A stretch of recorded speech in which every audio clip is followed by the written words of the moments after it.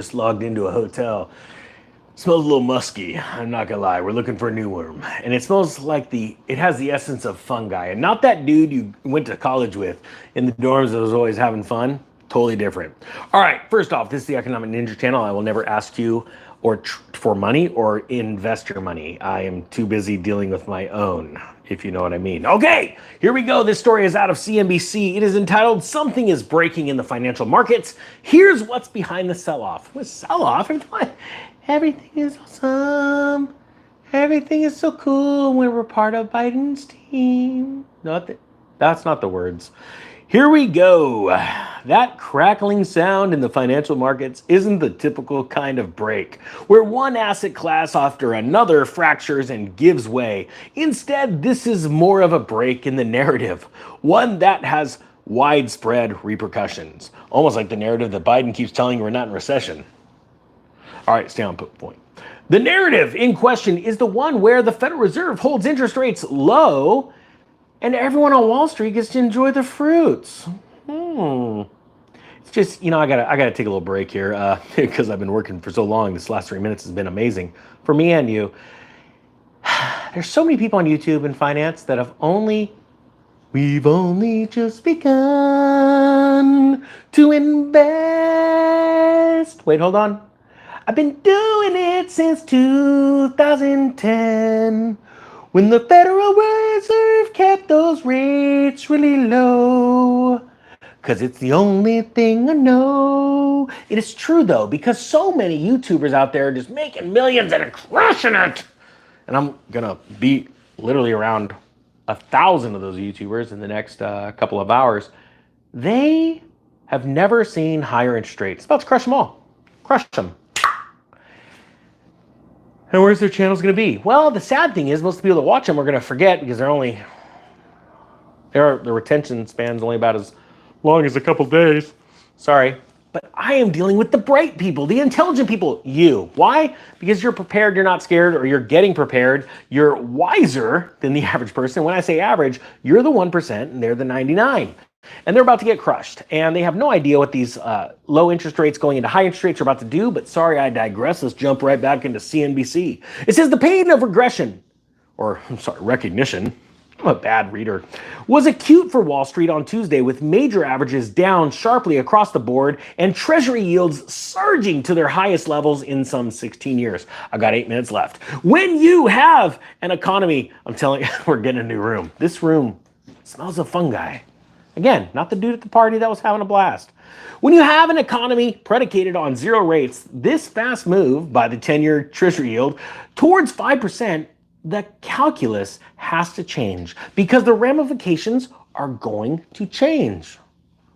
Wow, this comes from Quincy Crosby, Chief Global Strategist of LPL Financial. Well, Quincy, that's not that really. Did you learn that in Coolidge? The cost of capital is going up, he says. Companies are going to have to refinance at a higher rate.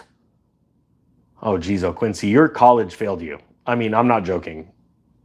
You should have paid more. The surge in rates is especially ominous as corporate America heads to third quarter earnings reporting season, which is right around the corner. Does Quincy listen to the Economic Ninja? Because if he did, he should have been talking about this 5 months ago. All of this, he goes on to say, has to be assimilated and digested by the market, Crosby added. You can see that it's troubling and it's difficult. So dramatic. There were signs early Tuesday that it could be another tough day for the market, just coming off a brutal September. You want to hear brutal? Try and be the Economic Ninja around YouTube and the algos. We're not friends. But the carnage really got going following the 10 a.m. Eastern timed release of a Labor Department report showing that job openings took a sudden swing higher. Hello, everybody. We got a couple of jobs out there, 10 hours a week if you want. Yeah, you're not going to have to flip burgers for $20 an hour. We're going to pay you $22. Yeah, that's right, for 10 hours a week. Any takers? What? You? Oh, that's cricket. You? That's another cricket. There's a lot of cricket sounds around here. Weird. It says here, August countering the prevailing wisdom that the employment picture was loosening and thus putting less upward pressure on wages. In turn, traders grew worried that the Fed would be forced to keep monetary policy tight. Hoity-toity, toit like a toidle. That sentiment was buttressed this week. Is that even the right word? When the least four central bank officials either endorsed hikes or indicated that higher rates would be staying in place for an extended period. This is not the market you want to be buying a house in. It's no bueno. Along with the slide in stocks, the yield on 10 and 30-year government debt instruments hit highs, last seen as the economy was moving towards financial crisis. Just so you know, this is why. All right, this is an official announcement from the Economic Ninja. Hey everybody, this is the Economic Ninja. Bond yields are going up because there are no longer any more buyers for bonds. I get it. The party's over. It's done. Nobody's showing up to buy bonds. Why? Because they know either the Federal Reserve is going to keep raising rates to try and get in front of that stubborn inflation, or companies and governments, countries, if you will, are just going to keep needing to borrow money because they're broke, flat dead broke, which means if there's nobody buying, they're going to have to keep raising. Now let's get back to the story. All right. Along with the slide in stocks, the yield on, I already read that. That was weird. So much, this is a quote, of the economy has evolved because of low rates and negative rates. Who the crap writes this stuff? This is from Crosby. He's a chief economist. That's the chief moron. Now, it's adjusting to what would be considered a historically more normal rate regime. See, it's called rug pull. Getting used to a more typical rate structure doesn't sound like such a terrible thing. Isn't that sweet? It's like, yeah, the economy's on fire. Everything's okay. It's okay. After all, prior to the financial crisis, the 10-year Treasury yield had averaged around 7%, though it also was skewed by the historical rate increases in the early 1980s. Let me stop there real quick. Crosby, you're not that good of an economist.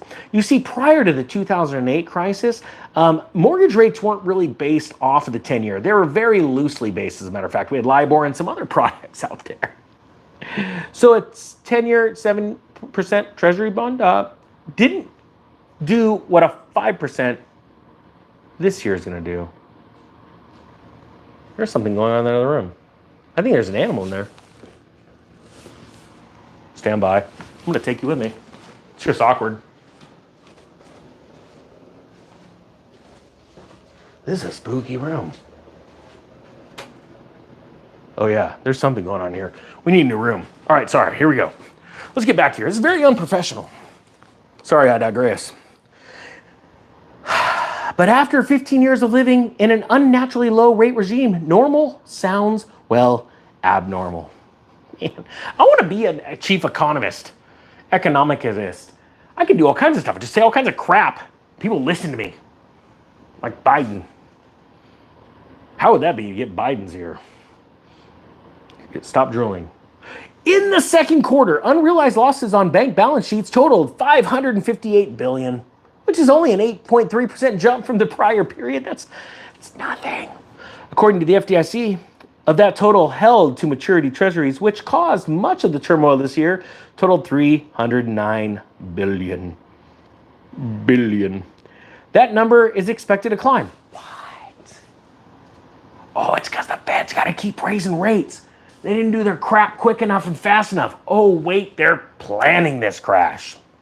Okay. That number is expected to climb, said Wall Street veteran Larry McDonald, founder of the Bear Traps Report. He says the problem is when your core capital is weak, any weakness on the other side is exponentially worse, he said. But if treasuries go up to 6, 7%, then the leverage goes up exponentially, right? That's your core capital. That's the money when you go to the casino you have to put up at the table. Well, that makes sense that a dude on Wall Street is comparing banks to a casino. Yes. At the same time, Washington dysfunction has bond buyers worried about the U.S. fiscal house with public debt at nearly 120% of GDP and net financing costs running And President Joe Biden drooling, according to the Congressional Budget Office, toward $745 billion in 2024 after totaling $663 billion this year. Foreign buyers have been stepping away from U.S. government bonds. That's because our economy is collapsing. Ladies and gentlemen, we are in a very serious situation. People need to wake up. If you're not getting ready now for an economic collapse, I don't know what to tell you. You're going to miss the party. But I'm not. And type 1 below if you're not. Type 2 if you like missing parties. Parties aren't fun. Who wants to go to a party? Especially when everyone's winning. Some people don't like being a winner. Some people get freaked out about winners or around winners. I like winners. And type 1 if you like winners. That's what I want to do. I don't want to be the losers that lose our homes to the banks so they can make us renters and slaves. I'm ready for an all-out economic war. And this time, it's the middle class against a few little pukes. They like to call themselves the elites. Well, guess what? They're going to be the elites pretty soon. They're going to find themselves in a whole lot of hurt. The Economic Ninja is out.